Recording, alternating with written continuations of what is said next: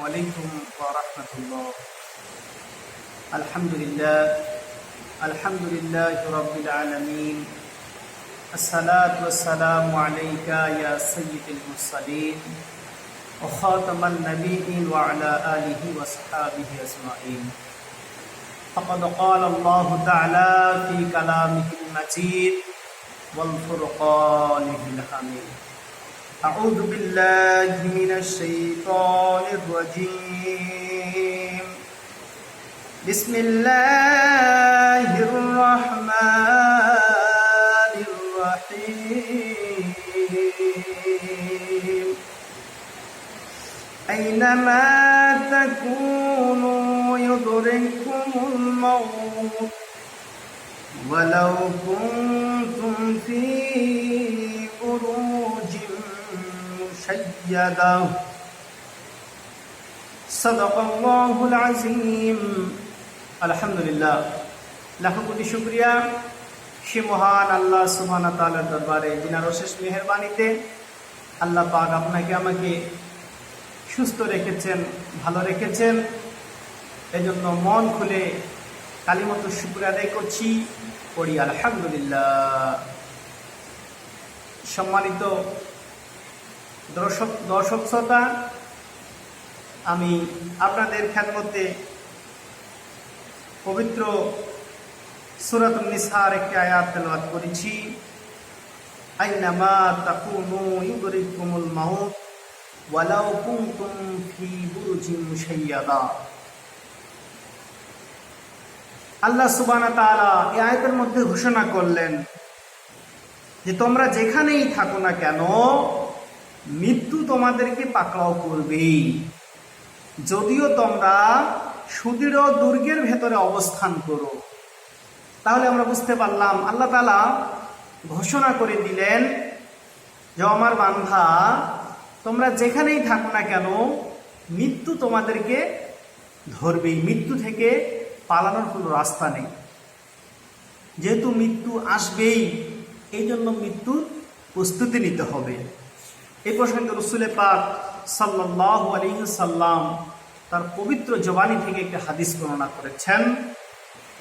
হযরত আমর ইবনে মাইমুন আল আওদি রাদিয়াল্লাহু তাআলা আনহু বর্ণনা করেন, রাসূলুল্লাহ সাল্লাল্লাহু আলাইহি সাল্লাম এক ব্যক্তিকে নসিহত করতে গিয়ে বলেছেন, তোমরা 5টা জিনিসকে মূল্যায়ন করবা। কয়টি জিনিস? 5টি জিনিসকে মূল্যায়ন করতে বলছে। তার মধ্যে প্রথম যে কথাটা তিনি বলেছেন যে, ও আমার সাহাবী, তোমরা বৃদ্ধ হওয়ার পূর্বেই তোমাদের যৌবনকে মূল্যায়ন করবে। এখন আমাদের যৌবন রয়েছে, আমরা মনের ইচ্ছা মতো যেখানে ইচ্ছা সেখানে যাইতে পারতেছি, মন যা চায় তাই করতে পারতেছি। কিন্তু যখন বৃদ্ধ হয়ে যাব, তখন কিন্তু এই শক্তি, এই পাওয়ার আর থাকবে না।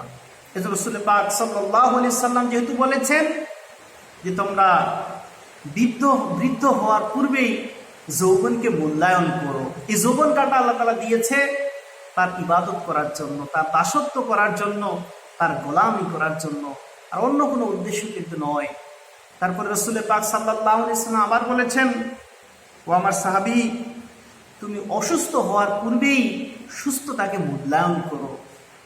আমরা অনেকে বুঝি না যে আজকে আমরা সুস্থ রয়েছি, কিন্তু যখন অসুস্থ হয়ে যাই তখনই বুঝতে পারি সুস্থতার কত মূল্য। আজকে সুস্থ রয়েছি, আজকে মন চাইলে একটু বেশি আল্লাহ তাআলা জিকির আজগার করতে পারবো, বেশি সুবহানাল্লাহ, আলহামদুলিল্লাহ, আল্লাহু আকবার বেশি বেশি পড়তে পারবো, কোরআন তেলাওয়াত বেশি বেশি করতে পারবো, নফল ইবাদত বেশি বেশি করতে পারবো। যখন অসুস্থ হয়ে যাব আর কিন্তু সম্ভব হবে না। যেহেতু রাসূল সাল্লাল্লাহু আলাইহি সাল্লাম বলেছেন যে তোমরা অসুস্থ হওয়ার পূর্বে সুস্থতাকে মূল্যায়ন করো। সুস্থতা একটা বড় নেয়ামত। এজন্য যখন আমরা সুস্থ থাকব, অবশ্যই অবশ্যই বেশি বেশি করে আল্লাহ তাআলার হুকুম আহকামগুলো পালন করার চেষ্টা করবে ইনশাআল্লাহ। তারপর রাসূল সাল্লাল্লাহু আলাইহি সাল্লাম আবার বলেছেন যে তোমরা দরিদ্র হওয়ার পূর্বেই ধনাঢ্যতাকে মূল্যায়ন করো। আজকে আমার অনেক টাকা পয়সা রয়েছে, গাড়ি বাড়ি, ব্যাংক ব্যালেন্স, অনেক কিছু রয়েছে, কিন্তু কালকে নাও থাকতে পারে। আমি ফকির হয়ে যাইতে পারি, দরিদ্র হয়ে যাইতে পারি। এজন্য রাসূল পাক সাল্লাল্লাহু আলাইহি সাল্লাম যেহেতু বলেছেন, তো আমার সাহাবা, তোমরা দরিদ্রতা হওয়ার পূর্বেই ধনাত্মতাকে মূল্যায়ন করো।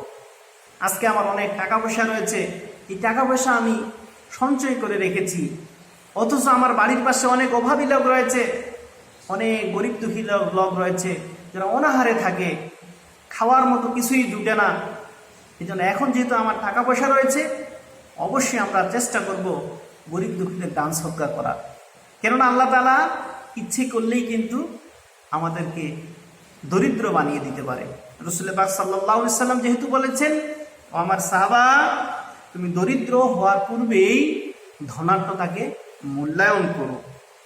তারপর যে কথাটা তিনি বলেছেন 4 নম্বরে, ব্যস্ততা আসার পূর্বেই অবসরকে মূল্যায়ন করো।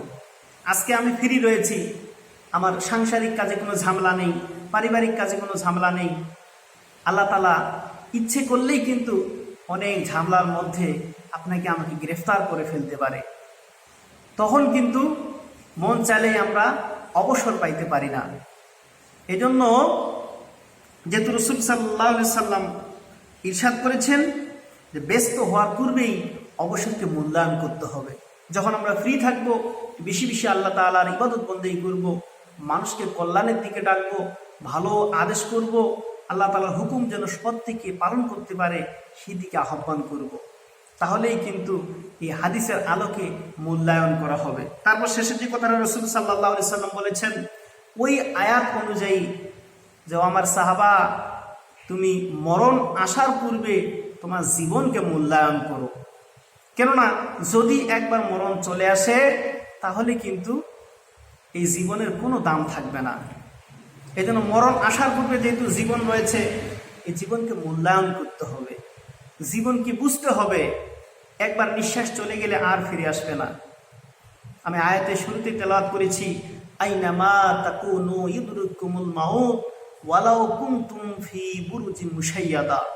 আল্লাহ তাআলা বলছেন, ওমার বান্ধা, তোমরা যেখানেই থাকো না কেন, মৃত্যু তোমাদেরকে পাকড়াও করবেই। যদিও তোমরা সুদৃঢ় অট্টালিকার ভিতরে থাকো, তারপরও মৃত্যু তোমাদেরকে ধরবেই। আল্লাহ সুবহানাহু ওয়া তাআলা আপনাকে আমাকে পরিপূর্ণ দিন মানার বোঝা তৌফিক দান করেন। সকলে পড়ি আমিন।